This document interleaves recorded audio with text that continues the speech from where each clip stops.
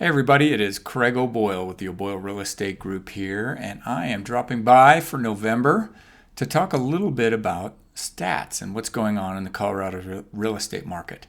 My friends over here at Empire Title put out some great stats every month, and I actually sort of help them with compiling this stats, so I wanted to go through it with you. All right, so this is a chart that talks about active listings. As you can see, it goes all the way back to 2003.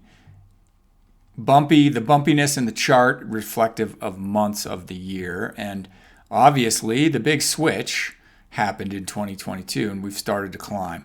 We're not terribly high, though. 3394 is pretty low for the size of the city we're at, but it is climbing, so that's something to keep in mind. All right. Active listing averaged out over the 12 months. We're still climbing, like I said. Let's skip to the next one. All right, so number of sales per month. Once again, this is very choppy as well. You can see things spiked after about 2012, and then they have sort of come down what I would say is more to a normal volume level of sales, maybe a little bit lower, but pretty normal. So very interesting there. Number of sales previous 12 months declining all the way back to 953, but historically very in line with 03, 04, 05. So nothing to panic about there. Inventory number of months, we're climbing back up. When you talk about number of months, this means how long would it take to sell all of the listings if no new listings came on? We're under 6. Traditionally, 6 months of inventory is considered a balance between a buyer and a seller market. So we're a little bit still inventory-wise in what I would call a seller market. But it is climbing. So, and keep in mind, this is only through October. All right. This is breaking the number of months out by price range as far as inventory. Well, let's see. What's this thing here? I don't know. Okay. Highest number of months obviously is 1 million plus. Then in our average area right here, we're at about 3.7, 4.5. This is close to where we're average in the city. It's interesting as it goes down because truthfully, we don't have much inventory at all in these lower price ranges. So it's probably stuff that's pretty rough. That's why it's a little longer. This is a breakdown of the 30-year fixed mortgage rate. You know, it's been declining for a very long time, most of my career, and has spiked up in 22 to near 7%. Our peak, I think, was pretty close to 8. All right, this just talks about purchasing power with regards to the change in interest rates, using the interest rate where it's at. You know, basically for a 1708 payment, the difference between a $500,000 loan at 3.1 is now 330 at 6.72, which is a little under 170,000 in decrease in purchasing power. That's the affordability crunch we're facing. Interest rates payment-wise, right? Like for the same loan amount at the difference in interest rate, you're basically paying $878 more per month.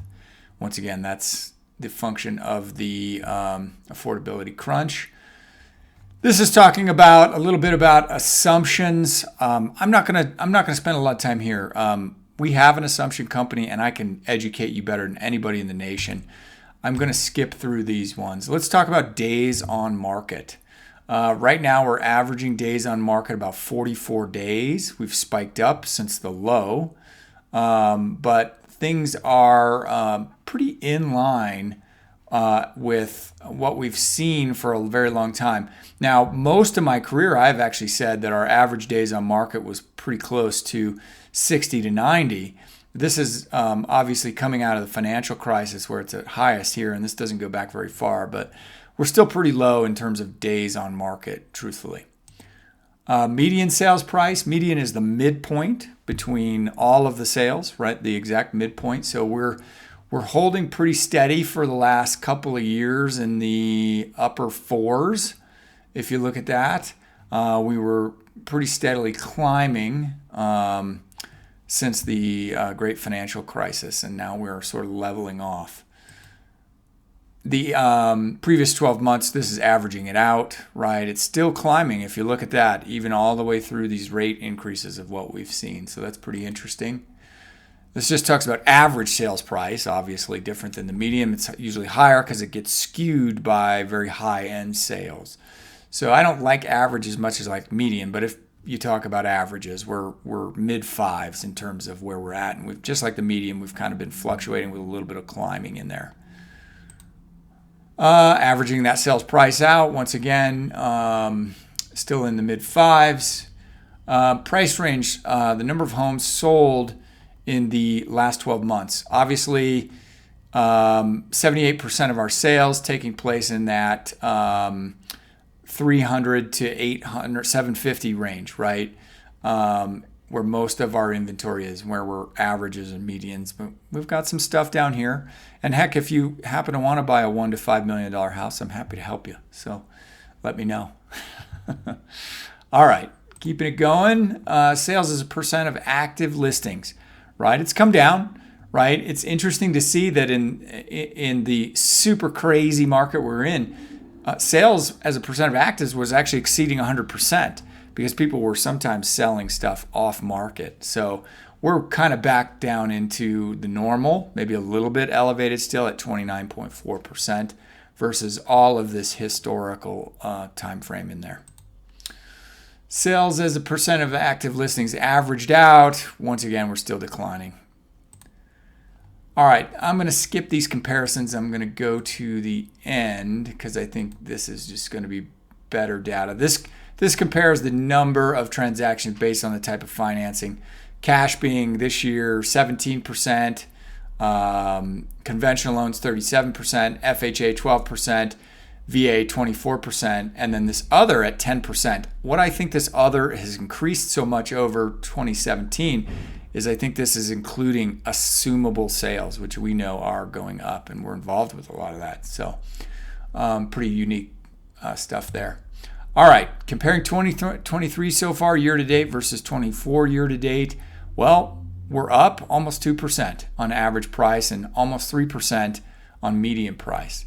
Total number of units sold, though, is down 5%. I've said for the last 2 years that the recession that we have seen has nothing to do with prices in the real estate market. It has to do with units sold. So truthfully, it's a recession in my industry because we're about volume of units, but hey, that is what it is. We're surviving.